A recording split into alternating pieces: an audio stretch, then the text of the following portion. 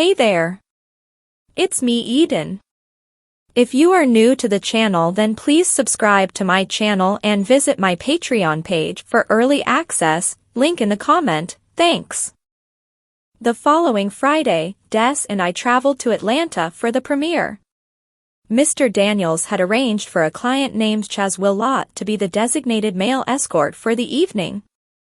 Chaz had recently been signed by the agency, and this was an opportunity to get him some exposure. Chaz came to the hotel about 15 minutes early and sat in the living room with Des until I was ready.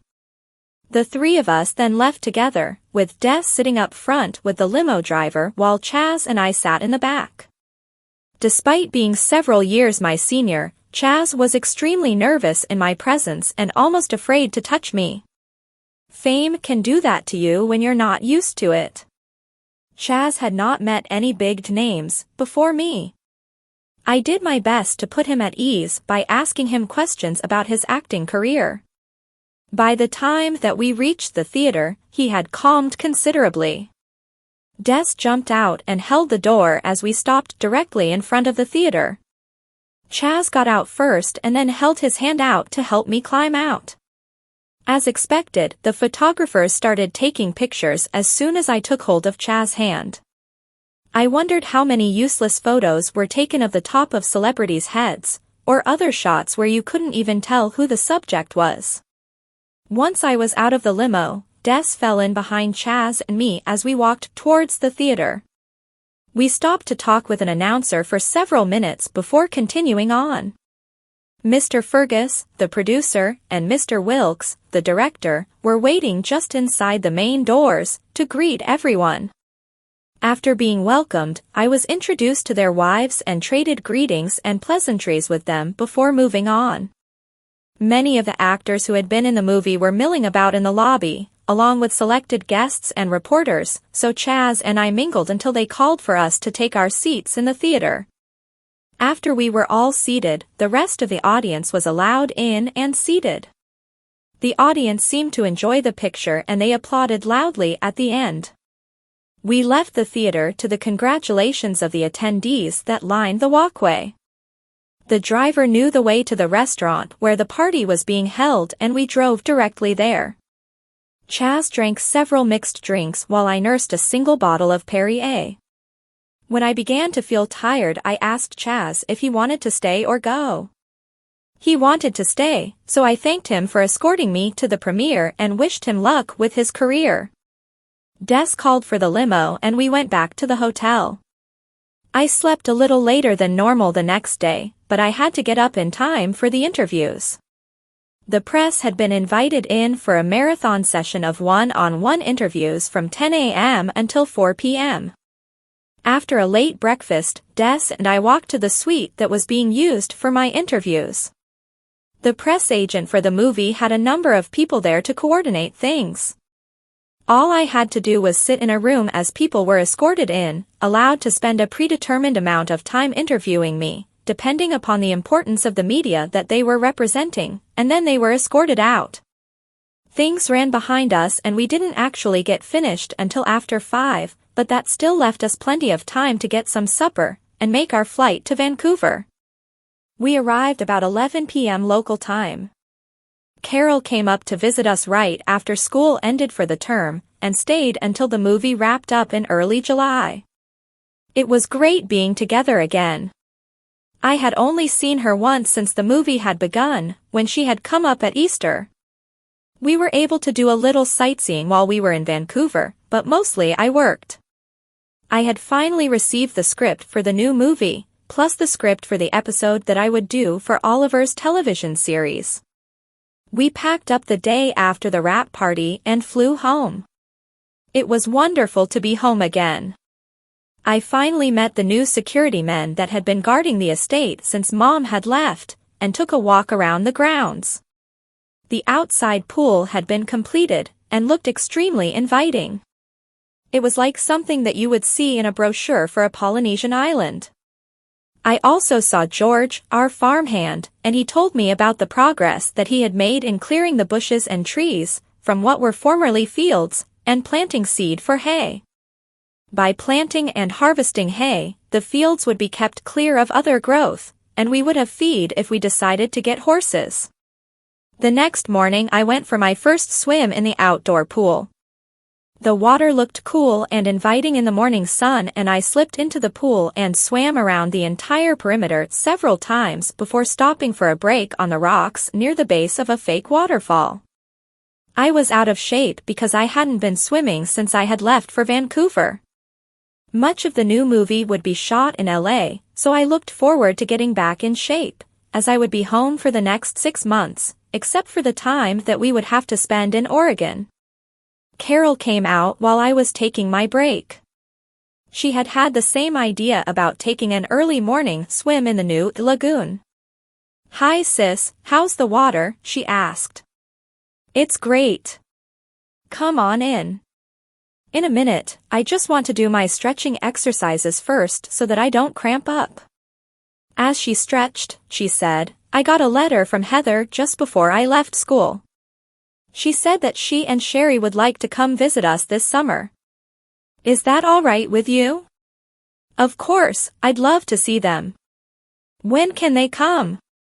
"I told them that I had to check with you first, since it's your house. I guess that they'll come sometime in August." "Great. I think that I'll be working mostly in LA for the next few months. And, by the way, this is your home too. You can invite friends over without checking with me. The house is so big that I can always find a quiet place if I need to work on something."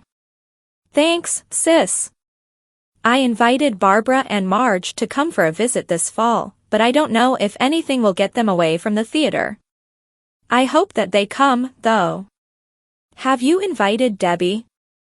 "A number of times. She's always busy when I'm free, and vice versa. She has a job for the summer, but maybe she'll make it after Christmas this year." Carol had finished her stretching exercises and gotten into the pool as we talked.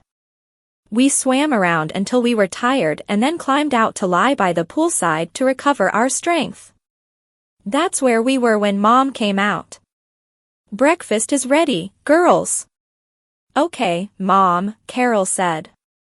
We put on our robes and went into the family dining room.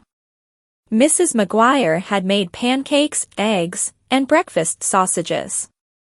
I poured a glass of OJ, and took an egg and a sausage, while Mom and Carol had pancakes. During breakfast we discussed how we were going to spend our day. Mom intended to go shopping, and Carol would either go with her, or call some friends over in Santa Barbara to see what they were up to. For my part, I planned to call Sharon and just relax around the house. After I had dressed, I took the phone out onto the patio and, after settling into a lounge chair, I dialed Sharon's number. The phone was answered, but not by Sharon. "Hello. Is Sharon there?" "No, she isn't.